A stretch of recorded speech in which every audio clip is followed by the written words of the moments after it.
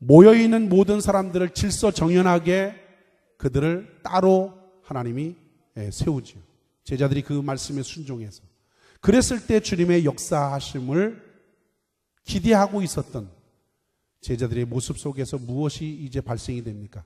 기적의 역사가 시작이 되더라라는 것입니다. 할렐루야. 그러니까 기적은, 하나님의 기적은 어영부영해서 이루어지는 것이 아니고 뭐대로 이루어진다? 질서대로 이루어지신다라는 거예요. 41절을 보시죠. 41절. 41절이요. 여기에는 세 가지 동사가 나와요. 읽겠습니다. 시작. 예수께서 떡 5개와 물고기 2마리를 가지사 하늘을 우러러 축사하시고 떡을 떼어 제자들에게 주어 사람들 앞에 놓게 하시고 또 물고기 2마리도 모든 사람에게 나누어 주시매. 동사 3개가 뭐예요? 축사하시고 떡을 떼어 나누어 주기 시작했다는 거예요. 자, 주님은 먼저 그 떡을 받고 하나님 앞에 감사 기도를 했습니다. 그리고 나서 떡을 띄워주셨다 그랬어요. 그렇지요? 떡을 띄워줬다는 것을 상징하는 것이 뭘까요? 주님은 떡을 띄워주면서 무엇을 상상했을까요? 자신의 몸을 띄워주는 것을 상상했을 거예요. 주님은 그 기적을 통해서, 그 떡의 기적을 통해서 군중들에게 가르쳐주고 싶었던 말씀이 있었어요. 그래서 주님은 그 기적을 통해서 그들에게 말씀해 주고 싶어서 오병이어의 기적을 행하신 것입니다. 요한복음의 기사를 보면 주님은 이 기적 후에 아주 중요한 교훈을 말씀하셔요. 기적이 중요한 것이 아니라 그 기적은 단지 무엇을 하나를 말씀하시기 위해서 그것을 행하셨다는 거예요. 그 말씀이 뭐냐면 자기 자신에 대한 문제예요. 내가 곧 생명의 떡이다. 내가 곧 생명의 떡이다. 당시 베세다 들판에 모인 군중들은 허기졌어요. 배고팠어요. 목이 말랐어요. 그래서 주님은 그 기적을 통해서 그들에게 배고픈 문제를 해결해 주었어요. 목마른 문제를 해결해 주었어요. 그런데 여러분 보세요. 그들은 그럼에도 불구하고 그 기적 사건 이후에도 여전히 뭐 했어요? 배고팠어요. 기적을 경험했음에도 그 뒤에도 여전히 그들은 배고파했고 목말라했고 불안했고 방황했어요. 여전히 마음속에 슬픔을 가지고 있었어요. 엄청난 기적을 목격했음에도 불구하고 그들의 삶이 변화되었다는 말씀은 없어요. 엄청난 기적 아니에요. 그렇지, 엄청난 기적이에요. 그 기적을 맛보았음에도 불구하고 그들의 삶이 새롭게 변화되었다는 그런 흔적은 찾아볼 수 없어요. 오히려 그 기적 속에서 무엇이라고 얘기하는지 아십니까? 예수여, 우리의 조상 모세는 우리의 조상들을 광야에서 40년 동안이나 먹여 살렸습니다. 당신 이 한 가지의 기적 가지고 안 됩니다. 기적을 보면서 뭐 하나요? 불평해요. 기적을 보면서 새로운 삶이, 마음이, 생각이, 삶의 모습이 변하는 것은 결코 아니라는 사실입니다. 그러므로 이것을 분명히 아셔야 돼요.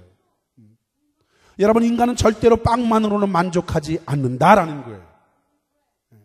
인간의 근본적인 필요가 충족되지 않는 한 인간은 절대로 만족하지 않는다. 어려운 경제가 살아나고 어려운 경제가 회복되기만 한다면 이 나라가 정말 잘 될 수 있을까요? 그럴 것이라고 생각되십니까? 우리의 생활이 좀 어렵지만 우리에게 돈만 많아지면 정말 인생의 모든 문제가 잘 풀릴 것이라고 그렇게 생각하시나요? 그렇게 생각해요? 돈만 있으면 되지. 이렇게 묻겠어요. 진정으로 여러분, 돈으로 할 수 있는 것이 무엇입니까? 목사님 정신이 없으시군요. 돈으로 할 수 있는 것이 얼마나 많은데 돈으로 할 수 없는 것은 거의 불가능해 보입니다. 거의 대부분 다 해결되니까. 아니요. 돈으로 살 수 있는 것이 무엇이에요? 지금부터 제가 하는 말씀을 잘 들어보세요. 돈으로 호화로운 집은 살 수 있어요. 그러나 서로 사랑하는 가정, 행복한 가정은 돈으로 살 수 없어요. 돈으로 좋은 침대를 살 수 있어요. 그러나 세상의 달콤한 잠은 돈으로 살 수 없어요. 배고플 때 좋은 식당에 가서 맛있는 음식은 돈으로 살 수 있어요. 그러나 마음을 동하게 만드는 식욕은 돈으로 살 수 없어요. 돈으로 시계는 살 수 있어요. 그러나 흐르는 시간을 돈으로 살 수 있나요? 없어요. 돈으로 얼마든지 책을 살 수 있어요. 그러나 그 책 속에 있는 삶의 지혜는 결코 돈으로 살 수 없어요. 돈으로 좋은 약을 구비할 수는 있어요. 그러나 평생 건강은 돈으로 살 수 없어요. 돈으로 피는 살 수 있어요. 그러나 영원한 생명은 돈으로 살 수 있는 것은 결코 아닙니다. 돈으로 섹스는 살 수 있을런지는 모르지만 그러나 진정한 사랑은 돈으로 살 수 없어요. 돈으로 쾌락은 살 수 있다고 얘기합니다. 그러나 마음속에 깊은 곳에 기쁨은 돈으로 살 수 없어요. 돈으로 화려한 옷을 살 수는 있지만 그러나 내면에서 우러나오는 참된 아름다움은 돈으로 살 수 없어요. 돈으로 고급품을 얼마든지 살 수 있지요. 그러나 우리의 내면 깊은 곳에 아득한 평안은 결코 돈으로 살 수 없어요. 돈은 우리가 살아가는 데 있어서 많은 이점이 있기는 합니다. 틀림이 없어요.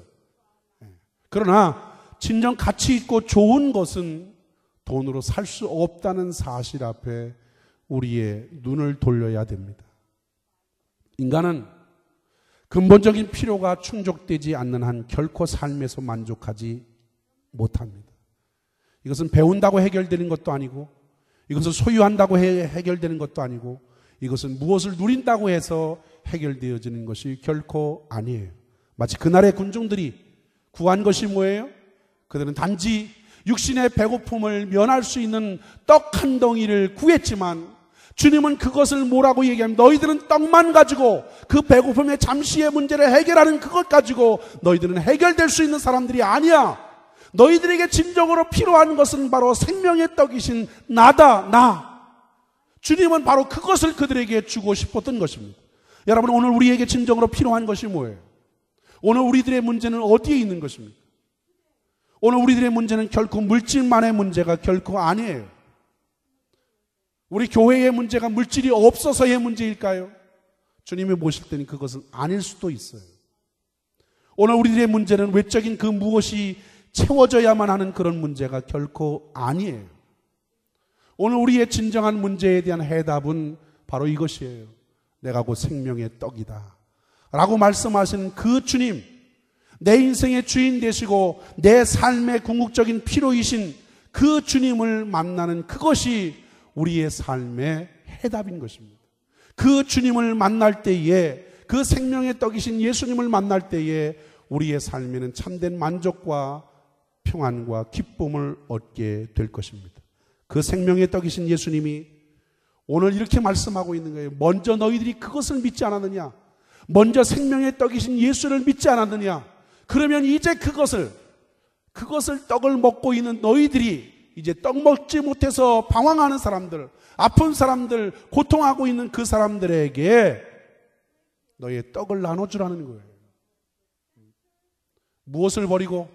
네 안에 있는 이기심을 깨트리고 자기 중심적인 사고를 깨트려서 주님의 말씀에 따라서 복음을 증거하고 주의 사랑을 나누기를 원하신다는 것입니다. 오늘 우리가 우리 안에 있는 욕심을 깨트리고 이웃과 함께 주님의 사랑과 은혜를 나눌 수 있는 그런 행동하는 믿음이 있기를 주님이 오늘 원하십니다. 주님은 오늘 우리에게 그런 믿음과 그런 순종을 요구하시는 거예요. 그런 믿음과 순종을 통해서 주님은 우리에게 기적을 허락해 주실 줄로 믿습니다. 그 주님이 오늘 이 아침에 우리 모두가 하나님의 기적의 도구가 되기를 원하시면서 주님이 오늘 이 아침에 우리에게 주시는 음성이 바로 이 말씀이에요. 너희에게 무엇이 있는지 찾아봐라. 그리고 너희가 먹을 것을 주어라. 기도하겠습니다.